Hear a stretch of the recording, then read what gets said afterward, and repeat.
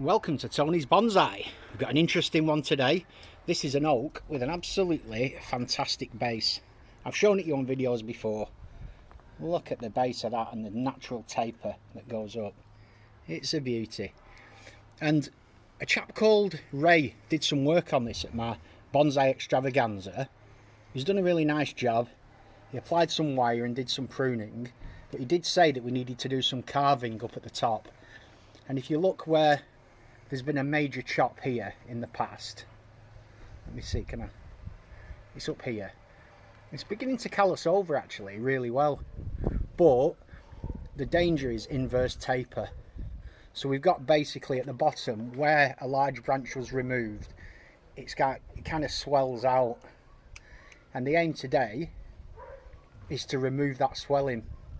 So we're going to chop a branch off to avoid further inverse taper, and my brother's going to try and carve that down. So here we go. Go for it. He's going to start off with a big branch on the right.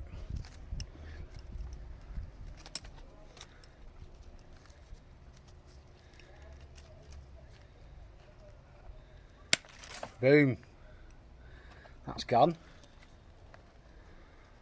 which is good. So that's a nice clean cut, but that'll need cleaning up further.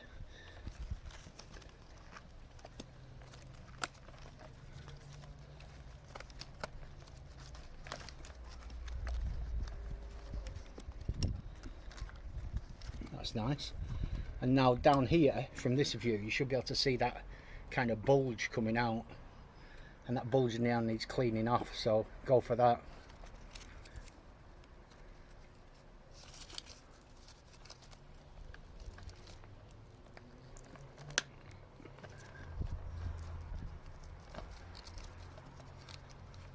So this is not so much creating dramatic deadwood features or anything like that.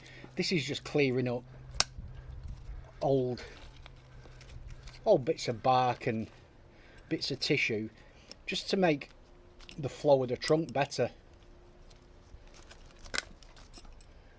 by nibbling away.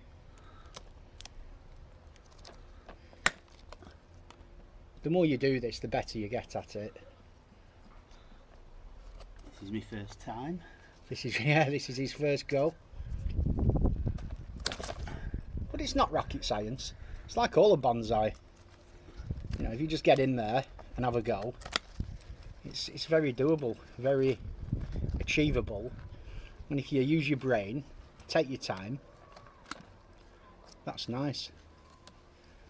And what I like about what's just happened there is it's not straight.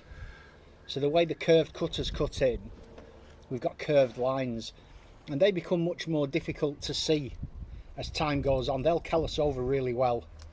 So I'll probably just try and get a bit more out of that heartwood in the centre there. You know, the hard stuff there. This is hard to do. Much harder than removing bark. That's it. You've got to kind of get your thumb in on top and... yeah.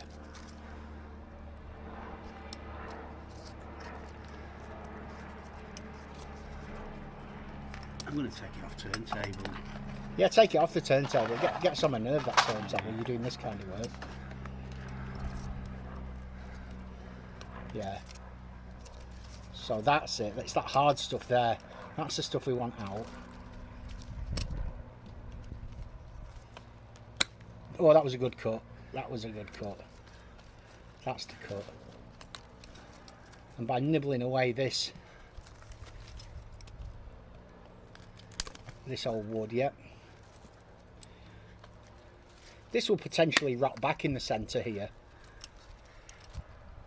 What we could do, Rick, it's an option. Yeah. You could get the chainsaw and you could hollow that out and create a hollow in the trunk that would like hollow down into the trunk, and it'd look like one of those holes that owls nest in.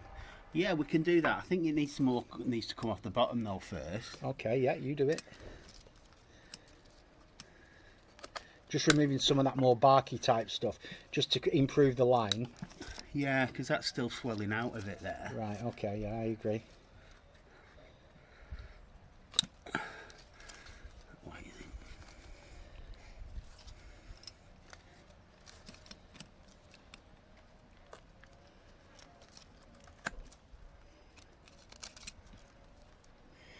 Obviously oak trees have very thick bark, very soft. Cork comes from oak trees. There, that's a good example there, how easy it comes away. Lovely. Nice. So that major big swelling that was below the initial cut now has been removed.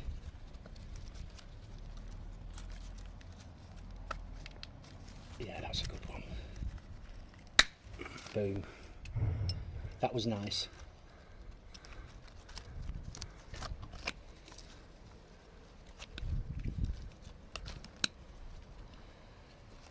Can I just see that from the side? If you just, there we go. See that now? Look how smooth that comes up in a nice curve from the base. So the bulge has gone. We'll apply cut paste to the edge of the bark there to protect it and allow it to callus over. And do you want to go for the chainsaw and hollow? Yeah, why not? Okay, let's get the chainsaw and come back. Right, we've got the mini chainsaw and I'm going to go in and do some plunge cuts to try and remove a bit of a hollow out of this tree. So if you want to come in close, Rick, I'll show you. The idea here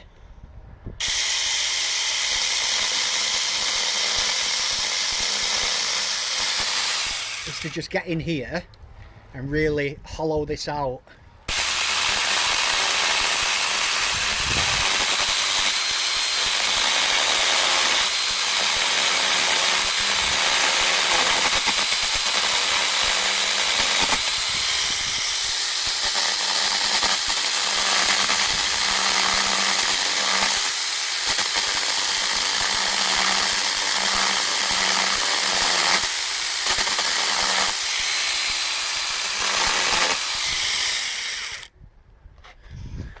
So that's just a rough start. We're going to take a bit of time now, taking our time, supporting the chainsaw so it's not bouncing about too much, and really kind of get into there, and I'll come back to you when it's a bit further along the line. We've managed to hollow this out quite nicely there with the chainsaw. What I want to do now is just give it a bit of a burn.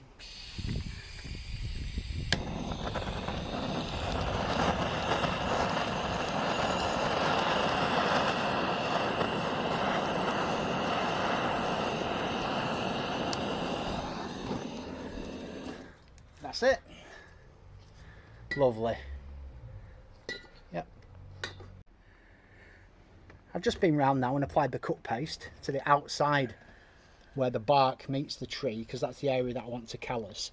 And you can see the inside now is hollowed out really quite nicely. It's fairly subtle, but as that develops now over the next few years, I think that'll really start to look good. So very happy with that. And now on to the next one. Okay, we've got quite a hawthorn here. There's some nice growth. This is one I collected from Mum and Dad's house. Look at the texture on that trunk. That's fairly thick. Just wrap your hand around that trunk, Rick, so for scale, so we can see how big it is. There we go. So we can see it's a decent size. And what we've decided to do is create some splits in the top of the wood up here. So hopefully we get some fissures coming downwards that we can work with later. So come on, go on, Geppetto. Who's Geppetto? Geppetto, who's the guy who made Pinocchio, the carpenter. I don't believe you. It's I true. think you're lying. Yes. Right, that's cracked it all the way through that. Let's have a look. Beautiful. Can you get another crack further round where you started possibly before there? Yeah, there's a crack there. Where are we here? Let me just look. Yep.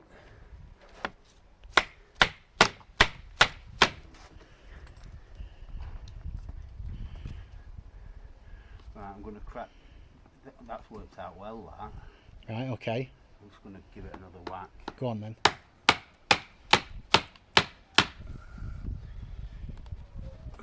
That'll soon wedge into that wood, that. Yeah, I think it has. It's wedged in. Right, tap it to the side to get it out. The chisel. Side on. No, side to, yeah, there, yeah, like that. There we go.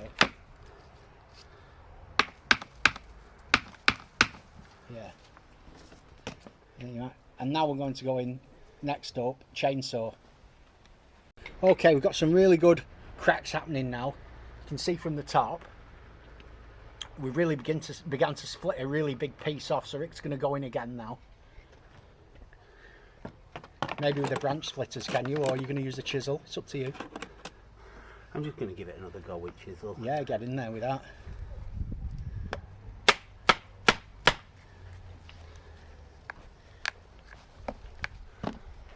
And then do the other side. Yep. And then kind of wedge that across there. Well, you might be able to get in the top now with the branch splitters. Yeah. And like open that top piece out.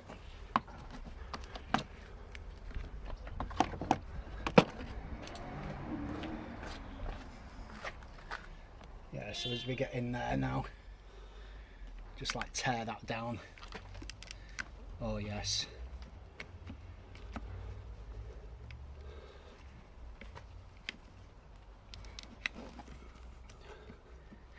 Bit of brute force on this one.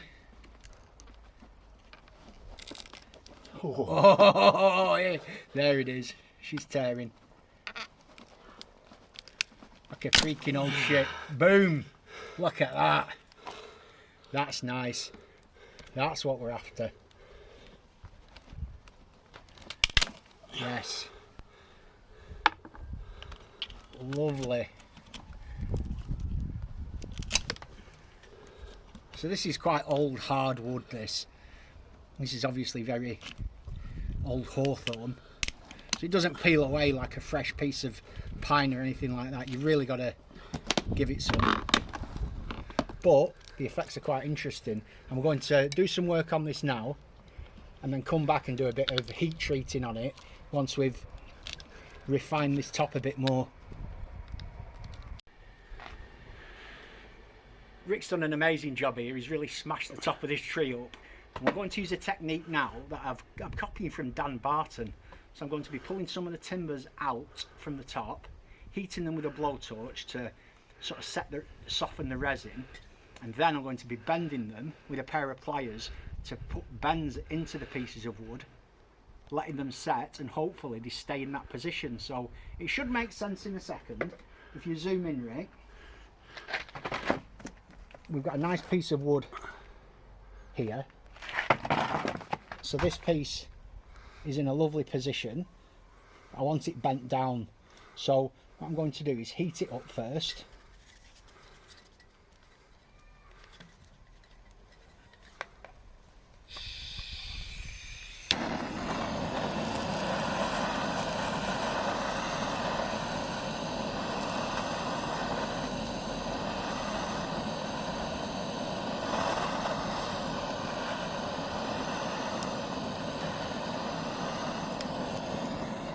So I've fair old set that on fire there.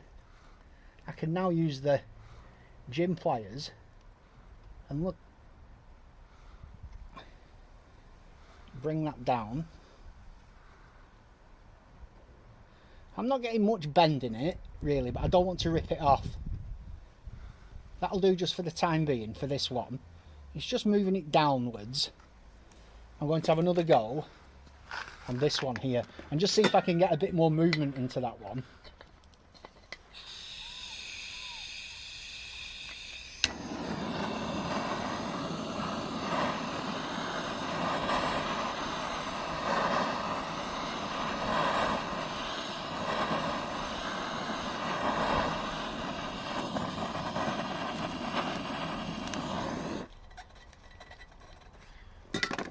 So hopefully I can just bend the top of it round a bit more with a twist. There, like that. So I'll just hold it there now. And then let that set just in a bit of a breeze. Obviously the fire goes out. That just kind of stays there. And that's the technique. Now this works much better on fresh wood. So if this was a fresh gin that we just stripped of bark, you can twist it, it bends, you get all kinds of movement into these pieces. It's fantastic. This is very old hard wood. I mean, how old is this trunk? It's at least 40 to 50 years old. So, you know, you're not there's very little resin and moisture in that wood. But what we've done is we've managed to move these outwards, which is what I wanted, just to kind of break the line up at the top. And again, I've got a piece up at the top here. I'll just try one more do at that.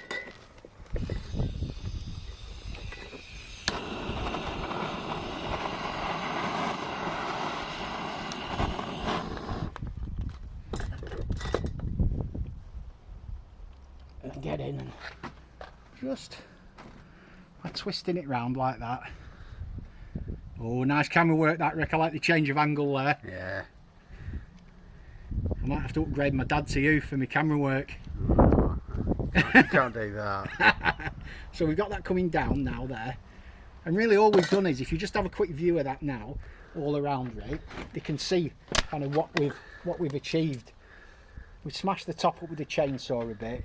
We've got all this interesting movement, and if you just back out a bit, you can see it's just looking a bit more weathered and beaten, and I think I'm really happy with that. So, back to me, back to the star, Rick. Always focus on the star. Great fun this, I love it. Please have a go yourself. You know, if you can get your hands on some material, have a play. We're loving it. And now I think it's time for a brew and some biscuits. I think so. As always, thanks for joining us. Have a great day, and I'll see you soon. See ya.